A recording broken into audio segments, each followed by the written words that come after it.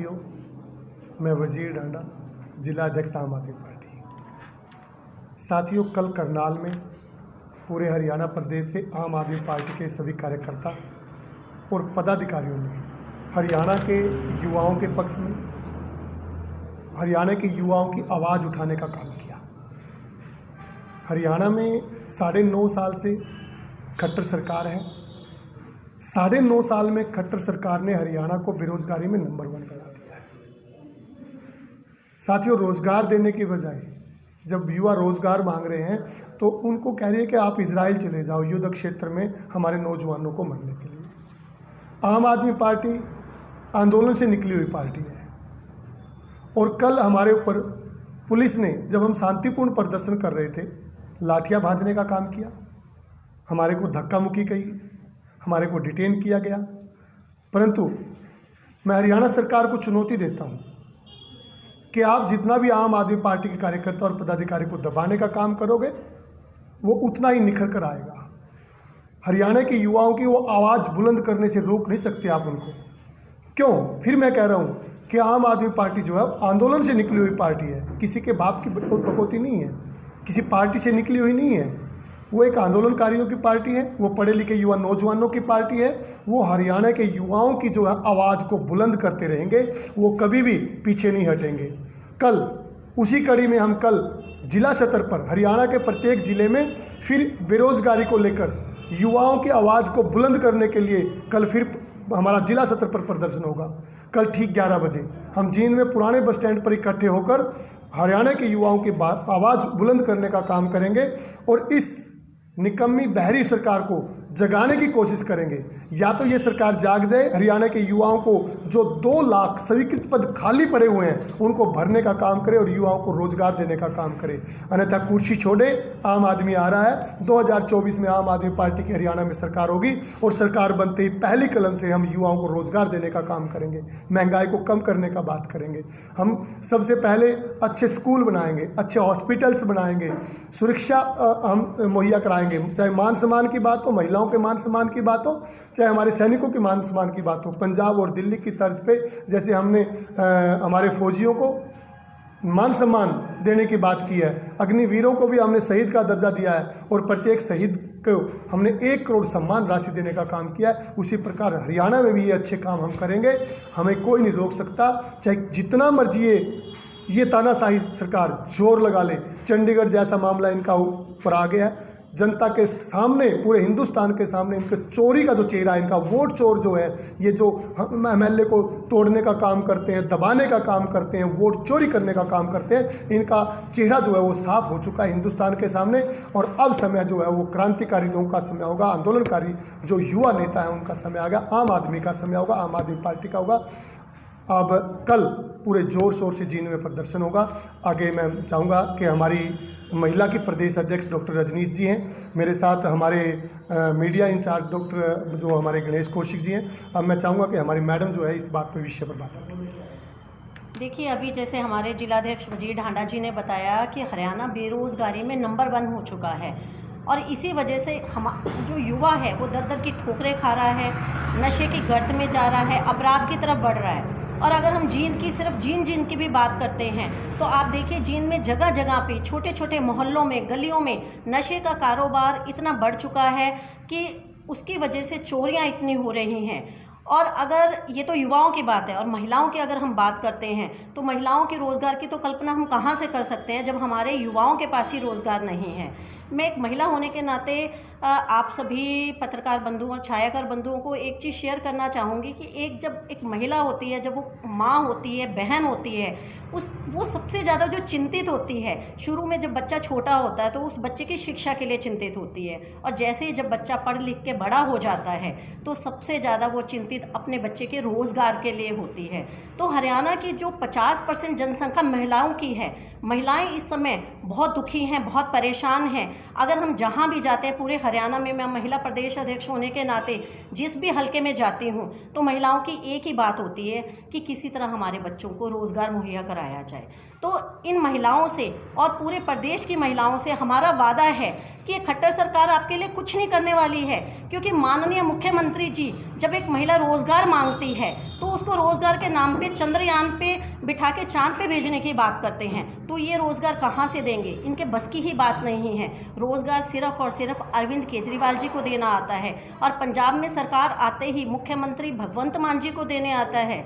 आप देखिए, पंजाब में सरकार आई 1.5 साल ही मुश्किल से हुआ है, और पंजाब में जो युवाओं को तो रोज़गार मिल ही रहा है, साथ में पंजाब सरकार की एक बहुत बड़ी योजना और एक महिलाओं के लिए जो सशक्त करने के लिए रोज़गार योजना पे मैं प्रकाश डालना चाहूँगी कि भगवंत मान जी ने एक पहल नाम से योजना शुरू की, जिसमें महिलाओं को घर बैठे उन्होंने जो सरकारी स्कूल होता है उनकी वर्दियों का उनको सिलाई की मशीनें दी गई, ताकि वो वहाँ घर बैठे वर्दियाँ सिलें, और उनको एक एक महिला कम से कम महीने के 10 से 12 हज़ार रुपये कमाने लगी। एक ये प्रयोग किया गया जो बहुत ही कामयाब रहा, और पूरे पंजाब में ये हर विधानसभा में, हर जिला में, हर गांव में इस तरह का प्रयोग अब होने जा रहा है। तो ये है आम आदमी पार्टी की सरकार। तो मैं अपने हरियाणा वासियों से सिर्फ यही अपील अंत में करूँगी कि अगर आप अपने बच्चों का, अपने युवाओं का भविष्य चाहते हैं, और तो आपको सिर्फ एक ही विकल्प है, अरविंद केजरीवाल।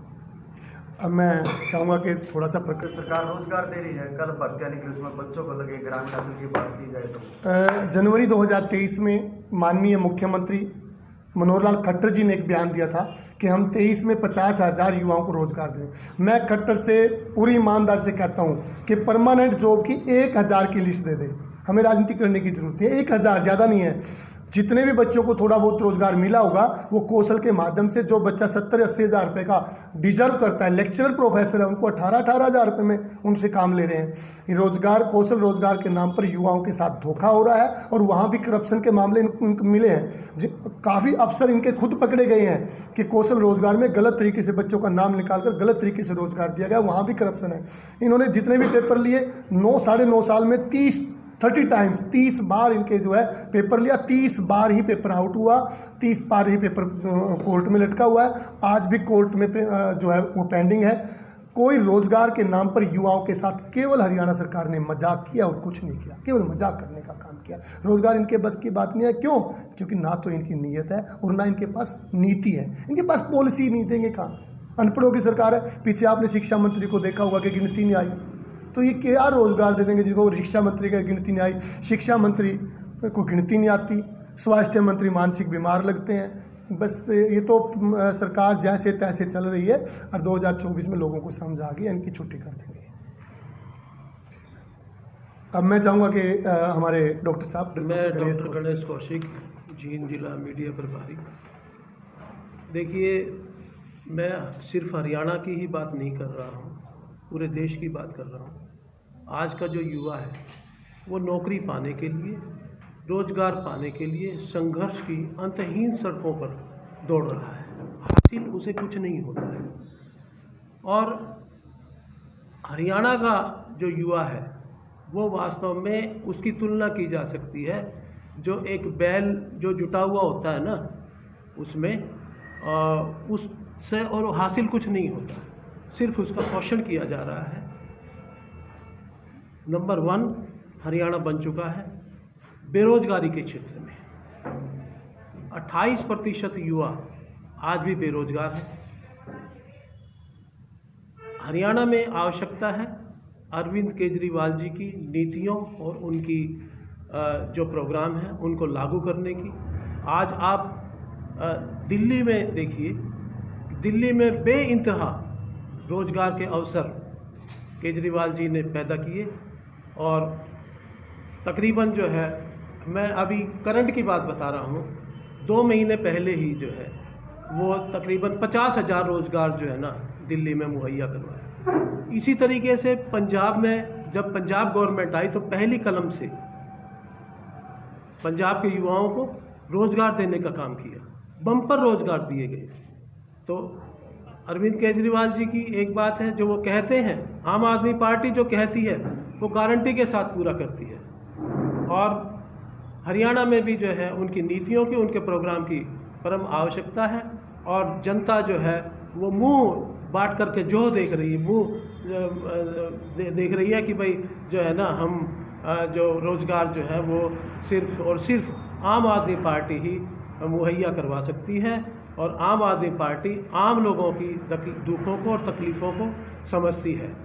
और आगे आने वाले 2024 के चुनाव में आम आदमी पार्टी सरकार बनाने का काम करेगी और हरियाणा की जनता के लिए लोक हितकारी और जनहितकारी कार्य करने की जो है कार्य करेगी।